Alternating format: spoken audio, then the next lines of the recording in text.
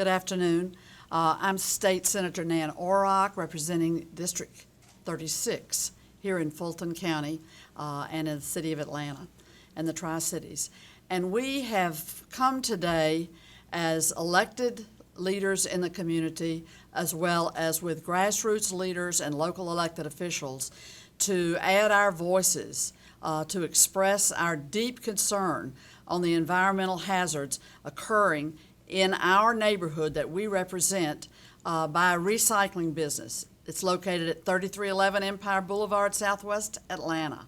The business is known as TAV. It's a recycling process that the TAV has been running for the last 7 years. They receive and process solid waste like automobile shredder residue, aluminum shredder residue, and waste electrical equipment at its facility in the neighborhoods that we represent.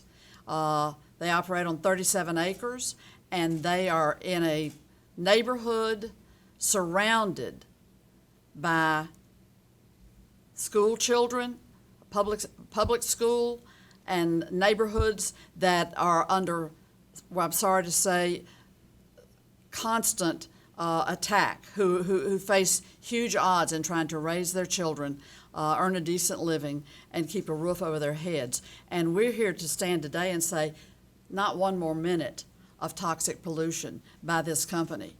Now, this company, TAV, has never provided notice to the EPA or to Georgia Environmental Protection Division about any solid or hazardous waste activities on their property. But now the truth is out and the studies have begun. And in January, EPA Region 4 issued an order for the facility located here in our neighborhoods to take immediate steps to prevent further releases into the environment as necessary to protect human health and the environment. Now, when the environmental agencies got involved and came in and have started the testing, there's actually 13 times the level of allowable lead in the stream that runs alongside one of our public schools here in Atlanta. If you see the visual, there are mounds of waste that are not covered, that can be that are toxic and can be airborne. And here we have families trying to raise their children in sight of this operation. It's just simply the fact that we cannot allow this toxic activity continue. It's a practice that we've seen sadly across the country, that underserved and underprivileged neighborhoods receive the brunt of pollution and toxicity. And we are here today to say loud and clear, this cooperation that has been invited by the federal government for this business to address these concerns and address these levels of lead and a testing process that's going on. And we don't have indications that there is cooperation by this local business. We hate to say it, but the recurrence of potential environmental disasters just cannot be ignored. And I say to you today, we understand and we are all on one page that it is simply unacceptable for any industry to be allowed to threaten the health and safety of our families and communities with toxic pollution. The levels of lead in the nearby stream water sound the alarm loud and clear, and we need immediate action that these irresponsible and illegal practices cease, and that the damage has already been done to this community and the surrounding properties be dealt with post-haste. I'm joined today by several others who are bringing their voices to this battle. We have my colleague across the street at City Hall, City Council member Antonio Lewis from Council District 12, who has rolled up his sleeve and gotten active on this issue the minute that he took office. I'd like to recognize him now to come forward and speak, and then we will introduce other folks that are going to bring a message as well. Councilmember Lewis. Thank you. Thank you. Thank you.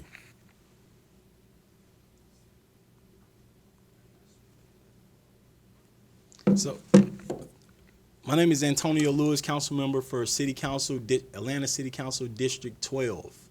We found out about this in January. We found out about it because the EPA sent out a press release to our offices and to different offices across the city of Atlanta to make notice of what was going on in our district. As you heard our senator say, we didn't know that there were any hazardous waste-like materials on this site. TAV Holdings never told us. That's a bad thing. That's a horrible thing when you think about the location in which they're sitting. So you also have a park, which is Empire Park, and most people use that back way to actually get into the park. You have you have the middle school that sits in that area, but TAV Holdings is a little further back. I actually went by yesterday to see what they were still doing on on that site.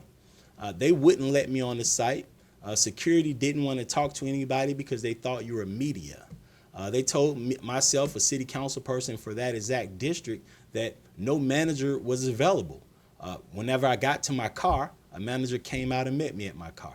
The manager apologized for the protocol that they gave the security to deal with media and to deal with people trying to find out what was going on. Today, I got a call from the EPA because I wanted to know what was still going on or what was supposed to be going on at this site. We do know that the EPA sent out a stop order, a stop request in January, and we were trying to see exactly what the stop request was for, because if they're still working, what exactly was going on. And so I found out that the stop order is for any type of hazardous material that actually leaves the site. And so TAV Holdings is supposed to not be working on a huge part of what they make their money out of. So when the EPA does come back down with more information this week, we want to make sure that they are focusing on the dollars. Let's focus on and see if TAV is still making money off of this one particular item that they're selling.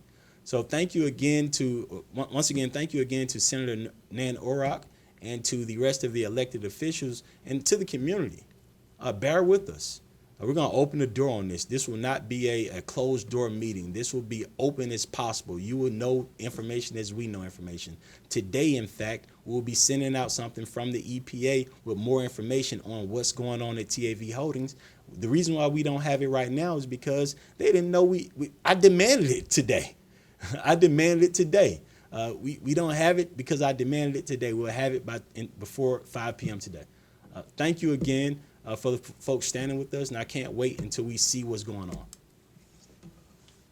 Thank you so much, Councilmember Lewis. As you have just heard, he has just gotten into his position at City Council and is out in the community on a daily basis advocating for the best interest of the constituents of Council District 12, and quite frankly, for all of us.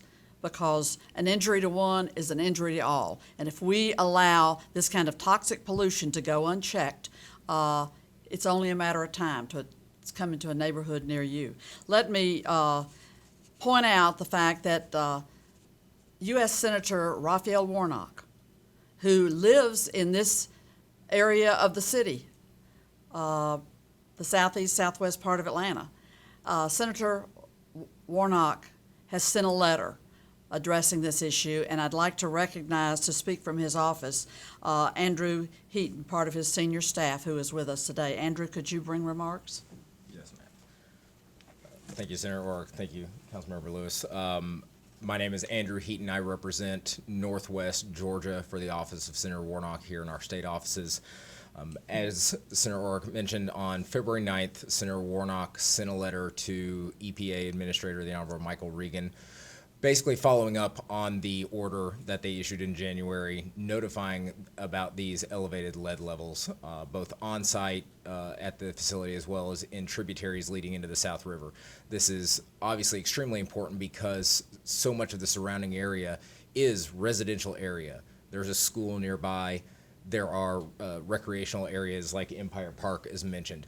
And so it's extremely important for Senator Warnock to know that the EPA is investigating this. So the letter really asked for two things: that one, the EPA expedite It's investigation of lead levels in the surrounding areas around the facility as quickly as possible, and to wrap up those initial investigations and testing going on in the soil around the area. And then secondly, to hold public meetings and to make public communication as much as possible with the residents, with the parents around that area. Right now, residents and parents in the area, after finding out about this, are extremely nervous about what's going on in the water, in their homes, in the soil, in their homes, in their parks, and how that might especially be affecting their children. And so it is important for Senator Warnock to know that the EPA is going to be reaching out to hold any kind of public meetings to communicate as quickly, as efficiently, and openly as possible to both let the residents know what's going on there, as well as continue to establish a trust between those residents that their government is going to work on their behalf to make sure that they are good, that they are safe, that the soil levels, whatever they might be, are communicated, and that residents are playing with a full awareness of information available. Senator Warnock is clear that no matter your income level, no matter your race, no matter where you live, you should be able to live in a healthy, safe environment. Everyone deserves equality and equity in that manner, and so it is important for us that the EPA do this work. The EPA has been a good partner in this to date, and we, and Senator Warnock's letter simply asked them to work as quickly, as efficiently as possible, and to communicate as clearly and openly as possible with the residents in the area. And so with that, I'll turn it back over to Senator Orrock. Thank you very much, and we appreciate the leadership of our U.S. Senator in joining voices to speak out against the environmental injustice that is occurring right here, not that far from the state capitol. Good people. We're glad to have with us Representative Dr. Nomi, who has worked on environmental issues and with grassroots environmental leaders across the state. As a director of Eco Action. He is retired from that position, but we're so pleased to bring him to the podium today to address a problem that he is keenly aware of and that has prevailed across our state and across the nation far too long. Dr. Nomi? Thank you. Thank you, Senator Orrock. I am very happy to be a part of this discussion. Eco Action is a statewide nonprofit. And what do? We listen and listen to communities to help them organize to address environmental health threats that may affect their health and the environment. And what is happening in the community we are all here gathered for, this is a big issue. And the communities they're standing up. And we have elected officials behind them, standing with them. So Eco Action is here to continue to encourage EPA. They've started something good by putting a stop order and starting the investigation. What needs to happen is transparency in the process of this investigation, that the community people are part of this, and to have hearings, community meeting with the people that are the stakeholders and those that are impacted. Let me say this, environmental justice is our dream. It's what we want. EPA says, without regard to race, color, in the planning, implementation, and enforcement of environmental laws, rules, and regulations.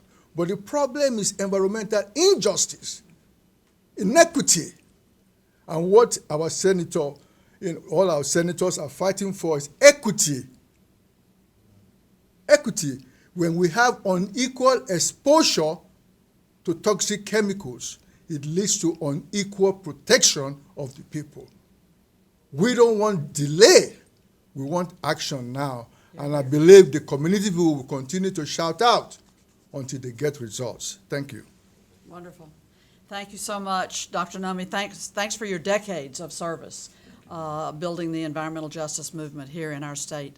I'd like to recognize a long-time public elected official who represents one of the Tri-Cities in my Senate district, who is always on point and on call, and we're so happy to bring to the microphone Council Member Joe Karn, City of College Park. All right, thank you, Senator, so much for having me. I just happen to be in the neighborhood, and it's a big part of my neighborhood as well. I also served as the Fulton County Commissioner for a couple of years. These are just lines that are drawn. but I can tell you this, environmental impacts in our communities are more acute than in other areas, and those reasons are not for accident. This type of thing, when you talk environments, it can devastate communities generationally. It can affect and devastate communities and damage folks that are unborn, that have yet to even exist. So this is an evil of the worst kind.